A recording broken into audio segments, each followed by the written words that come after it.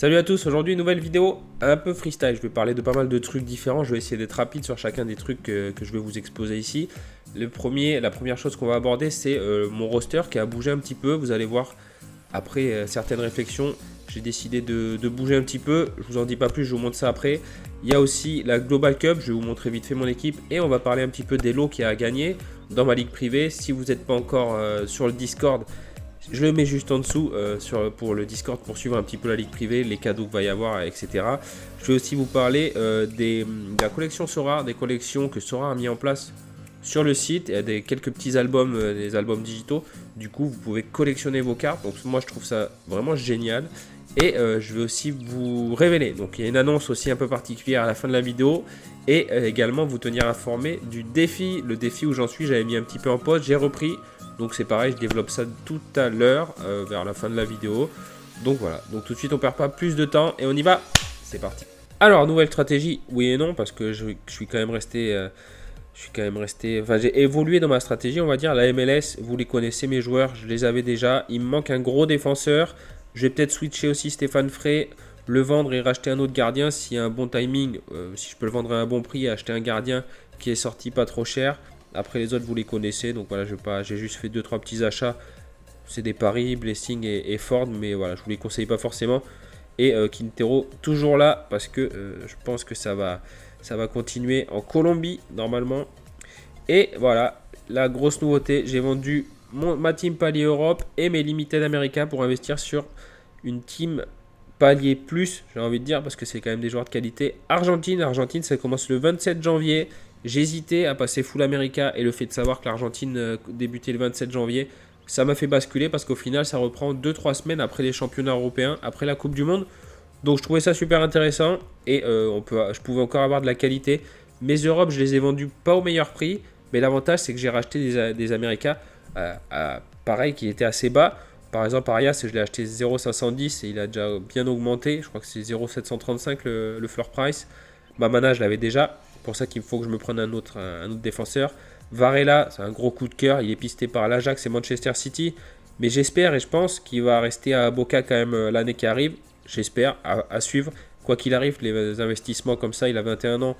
C'est des investissements assez solides pour moi sur le long terme. Gabriel Avalos, 0,155, j'ai eu. Hop, si vous connaissez pas, je vais vous montrer. C'est quand même assez cool, c'est Titu.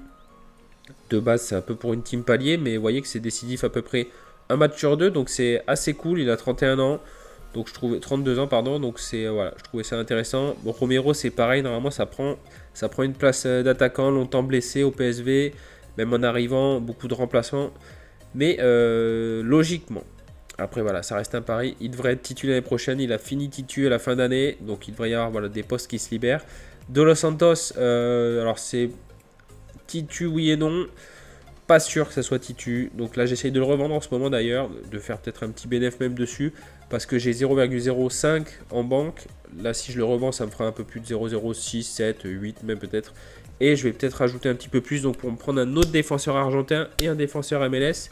Et Enzo Perez, pour la profondeur c'est top, il est assez vieux, mais je l'ai eu à 0,0350, ouais, voilà, 346. Et malgré la rotation, ça joue quand même pas mal en milieu pour un extra, pour combler en plus ses rivers, donc je suis assez content. Donc voilà, j'ai bougé 100% America. Là vous voyez qu'il y a une différence après si je mets mon roster en rare et j'ai enlevé les limited parce que la différence entre les deux, c'est les cadeaux pour la ligue. Donc vous voyez, 0,1 de cadeaux, c'est quand même cool. Donc voilà, pour mon roster, donc 100% America, c'est pour moi une bonne stratégie. Et je pense que voilà, avec moi et même plusieurs de mes potes, on fait ce move-là. Et je pense qu'on attend impatiemment la reprise et qu'on va se régaler. Et petit passage rapide sur ma Global Cup qui n'a pas été fameuse, 307,20 points. C'est dommage que les Pays-Bas n'aient pas fait le taf, enfin mes joueurs des Pays-Bas n'aient pas fait le taf parce qu'ils ont quand même gagné 2-0. Pour la prochaine game match day, je suis un peu embêté parce que Kimmich joue contre Unai Simon. J'avais pris Minamino en prévision de ce match-up là. Je pensais qu'il allait être titu, sauf qu'il a commencé remplaçant. Kimmich, même quand ça marque pas, ça fait vous voyez, ça fait 60 de all-around. Donc je pense que je vais mettre Kimmich. Mais voilà, je me suis un petit peu raté par rapport à ça. Je me suis dit que Minamino allait être titu. Donc voilà, pas à l'abri de. Vous voyez, d'une petite erreur. Et la ligue privée, donc je suis pas pas fameux du tout, je suis 88e sur 435. Mon petit pote Sedalma, il est pas loin de la première place. MLS Invest, Octadex aussi qui était dans le Discord hier. Donc voilà, pour aller voir les prix, pour aller discuter, vous vanter de vos points, d'être devant moi. Le Discord juste en dessous de la vidéo, qui sert aussi pour le défi. Et du coup, ça me permet d'y passer vite fait. Le défi donc, qui avait commencé fin septembre. Donc je vais vous la faire vraiment très rapide. On était passé à x2 en même pas un mois. J'en avais commencé quand exactement? On avait commencé le 21 septembre. Et le 5 octobre, on était déjà à x2. Hop, on est monté à x3 direct. Ouais, on est monté là il n'y a pas longtemps. Donc là, vous pouvez voir que donc c'était monté tranquillement jusqu'à 0,0265. Là, à partir du 20 octobre, le marché a commencé à baisser, à bien baisser, parce qu'il était déjà en baisse. Donc, faire de l'achat-revente dans un marché qui baisse continuellement, c'est compliqué, c'est pas impossible. Je suis pas un spécialiste des limited, donc voilà, c'est pas impossible, mais je me sentais pas d'enchaîner les achats-reventes et de perdre peut-être sur 1 sur 2. Donc, de stagner au final, alors que je donnais du temps à rechercher, ça servait pas à grand-chose. Donc, j'ai préféré mettre en pause. C'est pour ça que c'est bien de ne pas avoir de limite de temps dans le défi. Et j'ai observé le marché de la NBA que je trouve intéressant. Après, il y a Sorar qui a mis pas mal d'auctions, qui a stoppé vachement les auctions dernièrement. Et j'ai pas mal de potes qui s'y connaissent dans ce sport. Et du coup, j'ai pu avec eux voir un petit peu quel type de stratégie adopter. Et il y en a une qui est très simple à adopter. Alors, ça demande un gros investissement. Là, par exemple, vous voyez Jevon Carter 0,0180 que j'ai revendu 0,0280 dans la même journée. Pourquoi? Parce que certains titulaires de l'équipe étaient blessés, un ou plusieurs, et forcément Jevon Carter parce qu'il y a un cap et c'est ça qui fait que les prix explosent, et qui a un L10 je vous dis une connerie, de 8, et bien va peut-être faire ses 30, 35, 40 points, et ça va vachement intéresser les joueurs. C'est vraiment les joueurs à avoir pour aller chercher des belles récompenses, et qui prennent pas beaucoup de points dans le cap, et qui peuvent rapporter pas mal de points. Et pareil pour Tobias Harris, il y a Philadelphie, qui a été décimé avec Embiid, avec Harden, il y en avait un autre aussi. Et du coup, j'ai acheté 0,02, vendu 0,0250 2 jours plus tard. Donc le premier, c'est Sungs, mon pote Sungs, qui m'avait soufflé l'idée en parlant un petit peu. Voilà, j'essaye aussi de commencer à bien suivre la NBA. Et Sungs, si vous ne le suivez pas, il est sur Twitch. Très bon connaisseur de la NBA, donc je vous mets la chaîne quelque part. Donc n'hésitez pas à les suivre. Et Tobias Harris, c'est mon pote Seb Soraroem qui me l'a soufflé. Donc voilà, super intéressant. Ça fait beaucoup moins d'achats-revente, mais au final, plus gros investissement, plus gros bénéfice. Et c'est des coûts quasiment sûrs, j'ai envie de dire. Donc je vais continuer sur ça tranquillement pour essayer d'augmenter mon roster.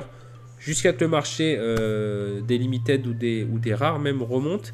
Et je pense me mettre sur l'America, sur la MLS, à partir de début décembre, parce que le marché risque de monter tranquillement. Donc plus facile d'acheter et de revendre dans un marché qui monte continuellement.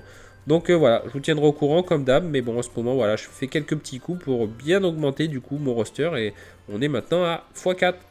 Et je reviens, un autre truc super cool que Sora a mis en place, c'est les collections. Je vais passer rapidement, vous avez dû le voir passer. Mais moi ça me hype vachement parce que c'est plutôt cool, ils mettent en avant le côté collection et scouting, c'est vraiment Sora, c'est ce qu'ils veulent développer à mort, côté coaching, etc. Donc ça c'est vraiment top. En plus les cartes sont super belles, et voilà, c'est pour ça qu'on espère tous gagner des cartes comme ça. Sora ne les mettra pas aux enchères, on pourra uniquement les acheter au marché secondaire et les gagner pendant la Global Cup. Donc voilà, plutôt sympa, et j'attends de voir un petit peu si j'arrive à en gagner une. C'est les 100 000 premiers qui en gagnent une, et j'attends de voir aussi les vôtres. Et la grosse nouvelle, c'est que je vais commencer Twitch très rapidement, peut-être demain, peut-être après-demain, mais ça va arriver très vite. Donc n'hésitez pas à vous abonner à mon compte si vous voulez avoir la notification quand je vais commencer le live. Je ferai un petit mot sur YouTube le matin, je ferai un petit mot aussi sur Twitter. Donc voilà, pour que personne ne le rate. Mais voilà, donc c'est Fab-du-bas Sorar. Si vous voulez me retrouver sur Twitch, ça sera avec plaisir que je répondrai à vos questions. On pourra interagir en direct, et je vous avoue que je suis super content parce que par rapport à la communauté que j'ai, ça peut être super sympa. Donc voilà, n'hésitez pas à venir me poser toutes les questions que vous voulez. On sera là pour ça, surtout pour kiffer, délirer. Après je ferai peut-être un peu de scouting, je sais pas si je regarderai un peu vos galeries, où on parlera de Sorar quoi. Enfin, j'ai pas de programme spécial, et derrière je suis en train vraiment de faire pas mal de réglages sur pas mal de trucs. Pas trop envie d'en parler, mais voilà, pour faire une émission avec les copains qui devrait arriver dans une semaine ou deux. Et je vous avoue, je sais que j'utilise le terme souvent, mais que je suis trop hypé par cette émission parce que je sais qu'on va bien s'éclater. Et ça sera une émission qu'on fera avec vous aussi. Donc voilà, je vous en dis pas plus, mais ça me tarde d'y être. Je vous remercie d'avoir regardé cette vidéo. Je vous dis à très vite sur YouTube, sur Twitch, sur Twitter. N'hésitez pas. Passez une bonne journée. Salut.